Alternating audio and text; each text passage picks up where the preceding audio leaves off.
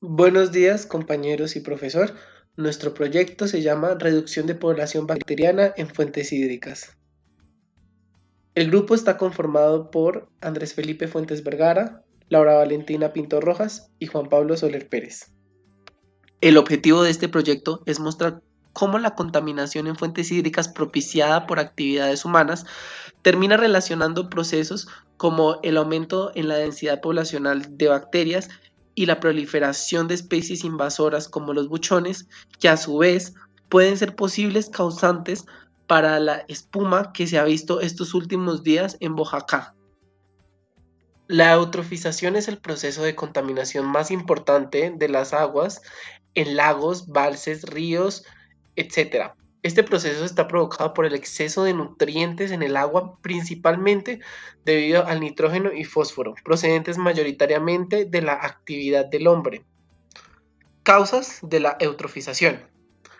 En primer lugar tenemos la agricultura, en donde se emplean fertilizantes nitrogenados para abonar los cultivos, que terminan filtrándose en la tierra y llegando hasta los ríos y aguas subterráneas.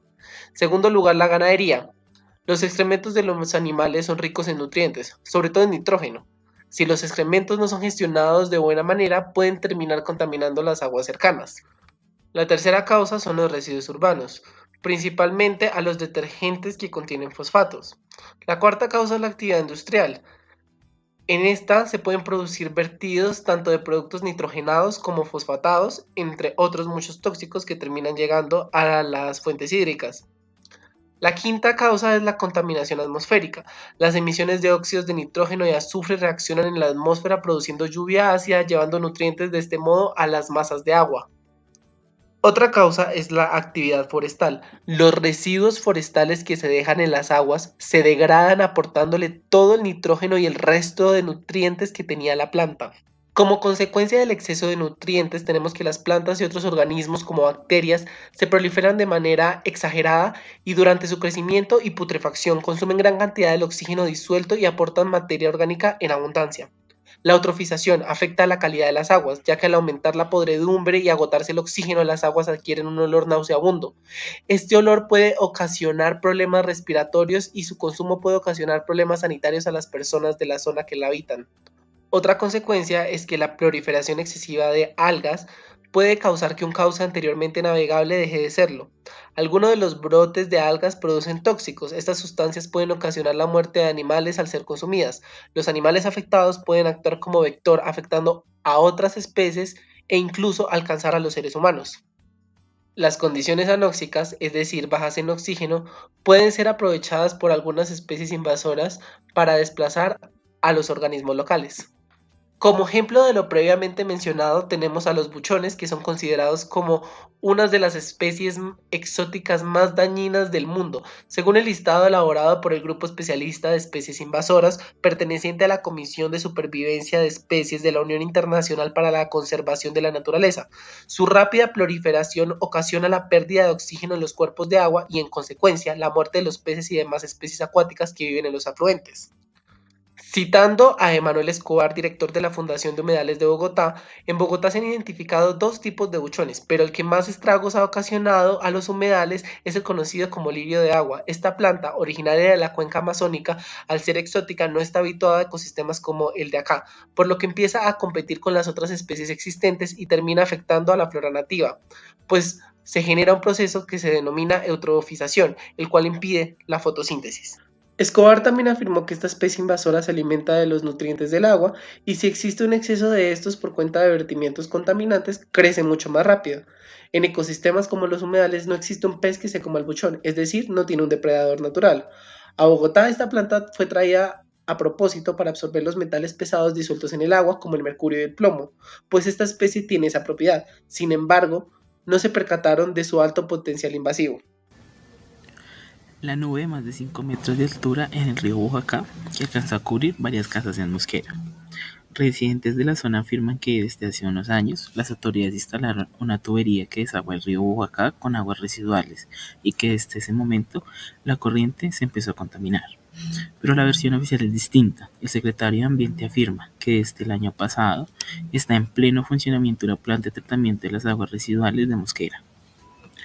También se agrega que una de las razones por la que la espuma se genera concretamente en el sector de los puentes es porque allí el río Boyacá tiene un resalto hidráulico para darle velocidad al caudal, antes de que llegue al río Barcillas. Según él, el resalto contribuye a que se genere esta espuma. Tanto los habitantes como la CAR agregan que la situación empeoró con las temporadas de lluvias. La CAR también precisa que están haciendo estudios en todas las industrias que están ubicadas a las orillas del río, aguas arriba, para determinar si las aguas que se vierten al caudal son o no contaminadas. Y es que antes de que el río Boyacá llegue a Mosquera, pasa por otros dos municipios industriales importantes, como lo es Facatativá y Madrid. Es por eso que la líder de Junta de Acción Comunal no duda en defender a las cerca de 1.500 personas que viven en los sectores de los puentes. Ella dice que ninguno de ellos contamina el río, sino que la contaminación viene de otros lugares, y son ellos quienes tienen que rendir cuentas, al fin y al cabo, a la Secretaría de Ambiente. Edwin García, director de la CAR, aseguró que desde antes que la espuma creciera a niveles nunca antes vistos, ya ellos estaban retirando los buchones desde las desembocaduras del río Barcillas hacia arriba. Este último termina en el río Bogotá, que es el principal de la capital colombiana y que recorre además otros 46 municipios.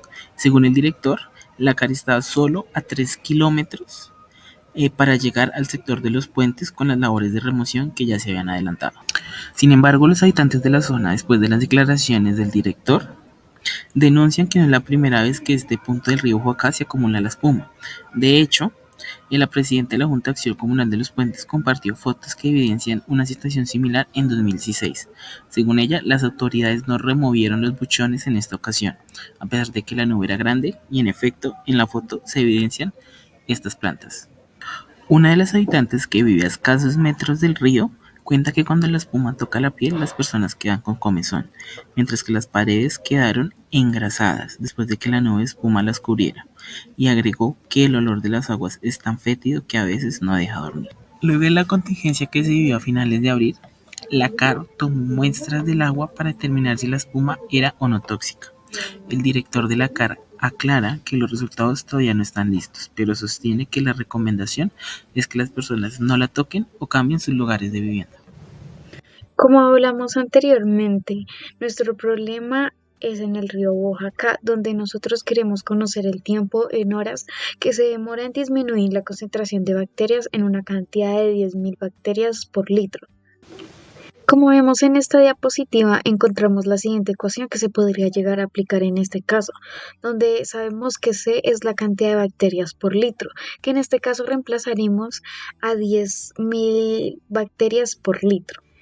Después de reemplazarse, encontramos ya la función que se utilizaría entonces para el método de Newton-Raphson.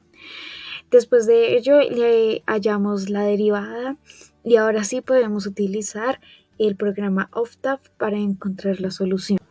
Después de correr el código en Octave con el método Newton-Raphson, que veremos más adelante, encontramos que la solución para disminuir la concentración a 10.000 bacterias por litro en el río Boyacá, necesitaremos aproximadamente 9 horas. A continuación encontramos el método de Newton-Raphson en el programa Octave, donde se tomó el mismo código visto en clase, se cambió la función, la derivada de la función, teniendo que también x sub i empieza por 0.05, también teniendo en cuenta un error de 0.001 y las interacciones empezadas por 1. Las conclusiones de este trabajo son que el método Newton-Raphson nos permitió, con un error absoluto del 0.001%, encontrar la solución, dando a entender que para disminuir la concentración a 10.000 bacterias por litro se necesitan aproximadamente 9 horas, lo que indica que es bastante tiempo y que si fuera para un río más contaminado tardaría más. Por lo que tenemos en cuenta que a estas horas, a raíz de esta contaminación, las personas podrían enfermar. La segunda conclusión es que el programa Octave nos ayuda a encontrar una solución más exacta y eficaz con unas 8 iteraciones que una solución hecha a mano que tardaría más, por lo que se concluye que programas como estos nos ayudan a optimizar el trabajo y que en este caso nos ayuda para un problema nacional y de importancia. Por último, cabe aclarar que lo planteado aquí son hipótesis, ya que no existe una versión oficial sobre lo que pudo causar la espuma proveniente